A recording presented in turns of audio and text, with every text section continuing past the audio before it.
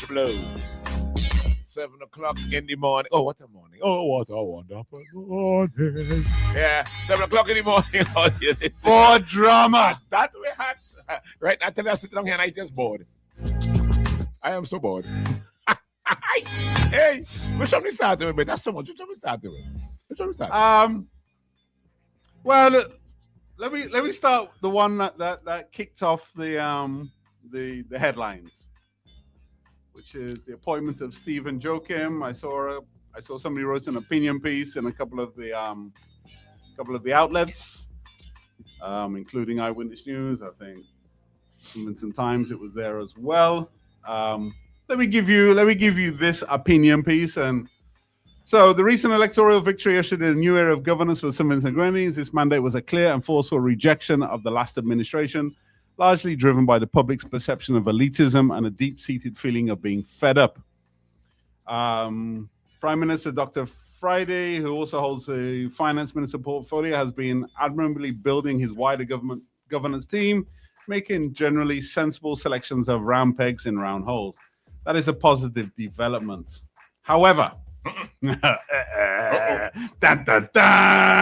However, a recent announcement threatens to undermine this positive start. One announcement could undermine this positive start. Let's see. The circulation in the press naming Mr. Steven Joachim. So if you're not aware, that there's a list of, apparently there's 100 boards, but 25 or so of them have leaked into the public domain. The big ones. And yeah, maybe the big ones. And there's some criticism. So the circulation in the press naming Mr. Steven Joachim as the new chairman of the National Insurance Services, N.I.S, has caused widespread distress among the governing party supporters, particularly for those average citizens who stood by the NDP during its most challenging years. This appointment feels like a profound kick in the face, according to this opinion piece. But that seems a bit dramatic. While Mr. Joachim's education credentials in accounting and law are not in question, his public record and conduct are. There is unmistakable evidence of his publicly expressed disdain for and pull down of supporters of the NDP over at least a decade across multiple media outlets.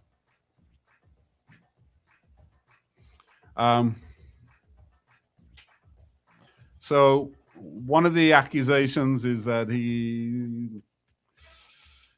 crucially, many of these individuals operate with a deeper, more people-centric perspective, vital for national. So that I think they're claiming that Stephen doesn't have that.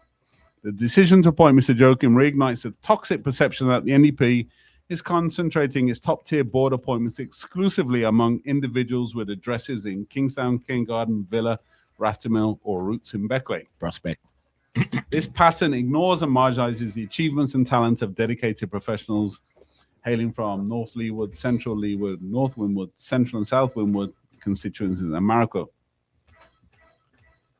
All right. Is that a fair criticism? I don't really get this one. I don't really get what the criticism is. No, I get the criticism. What's the criticism?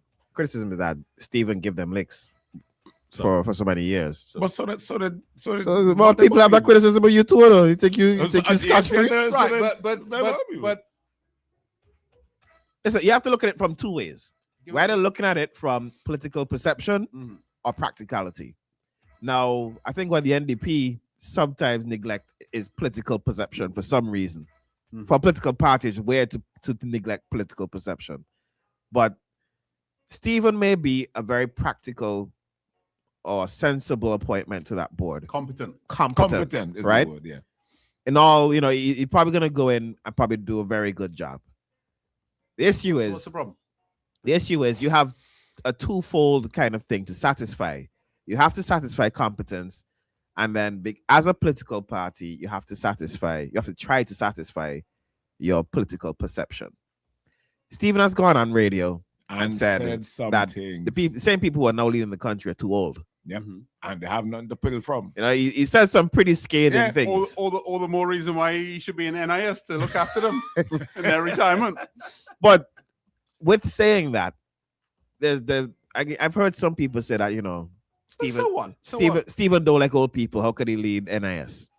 I think that's a little unfair to say.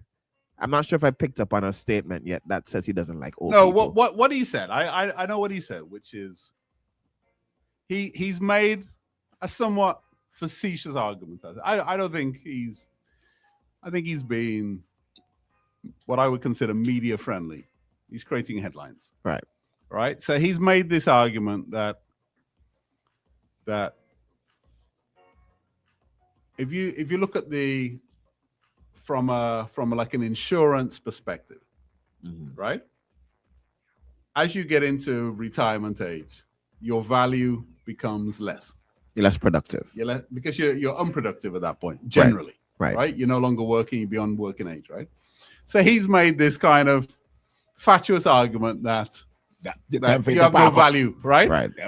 From an insurance standpoint. Now, I could see where, as head of NIS, that might I'm saying it's a perception thing. But I think that's just Steven creating headlines. I don't think that would have anything to do with his responsibility to the fund that ensures that people, have retirement money.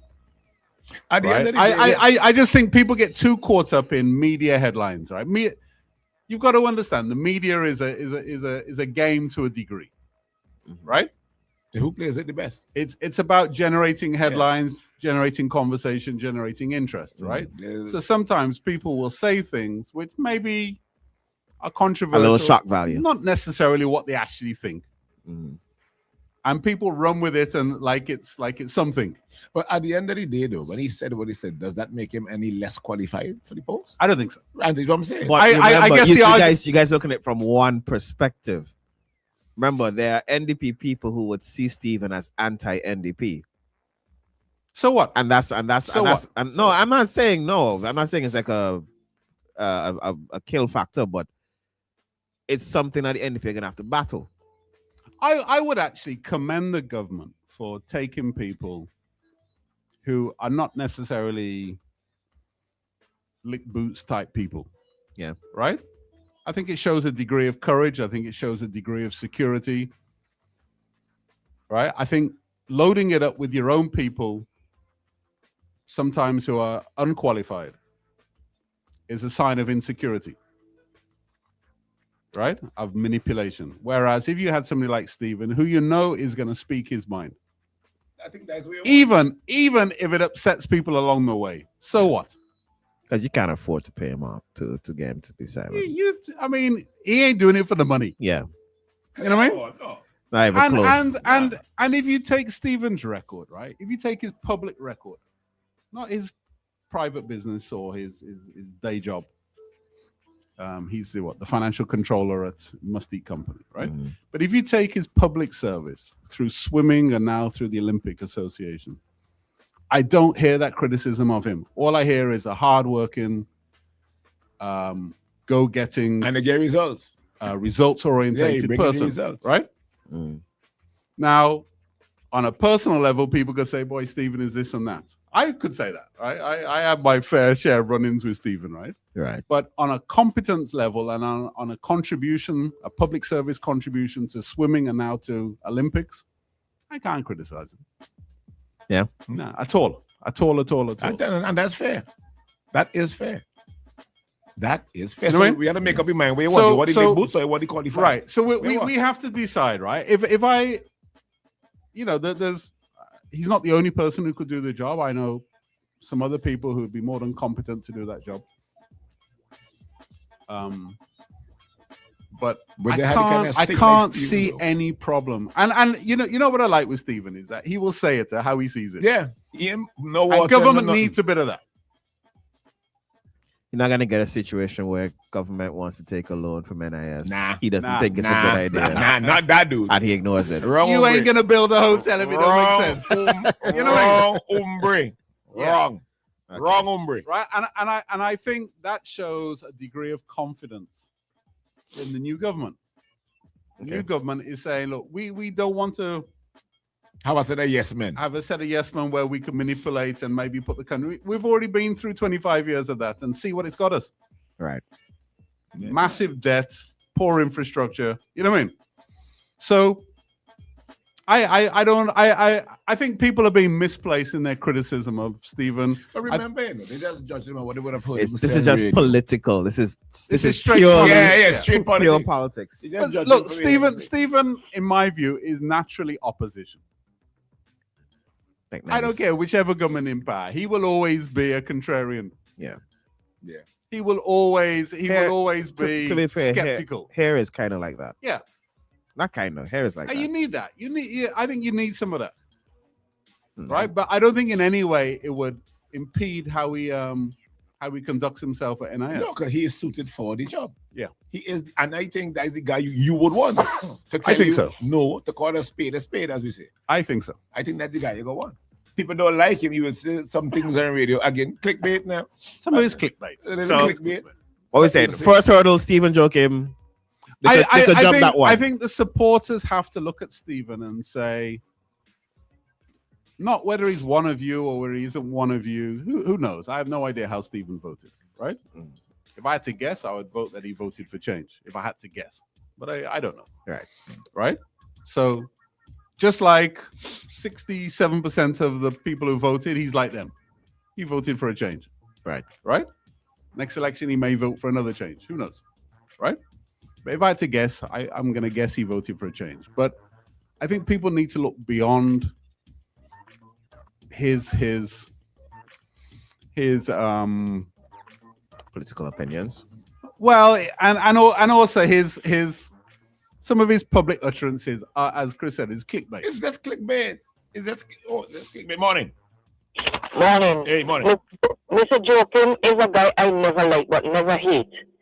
But to be honest, I see something is going to evolve in something better with Mr. Joachim there. Because as you said, he's a person, he will whoop your ass, but for the better. At the time, he's punishing NDP and the party because everybody was saying Friday week, Friday this, Friday that, Friday that. And now you could see why he was saying that. Mr. Joachim, congratulations. That's all I say. And just please help us to get our pension money and get everything back on track. Full stop. Right. Yeah, well. Because if he turns around and it works out for the better, everybody say, okay. Everybody gonna say, well, that's the best man for the job. Yeah. That we like them kind of things. I think also that, right? Yeah, I think you have to applaud the government on that one. That one is clearly controversial. Yeah, you put a yes, man. But I think, unlike some of the other appointments where you could accuse nepotism. All right. Well, I think on this one you could say job well done. That ain't nepotism. Yeah, job well done. That's competence. That's competence. They've gone for competence and a critical border. All right. Well, people don't feel the same about some of the other appointments when we come back. When we come back, if you disagree with Steven's appointment, then we hear away. Yeah. Bring a comment on your comments. Yeah, we're going Captain Lana now. Of course. Quiche time. Roti time. We call it Keisha. Yeah, beers and all. So everything you want is by Captain Lana. You go and check him out now. You up money there and you waiting for it. Good morning.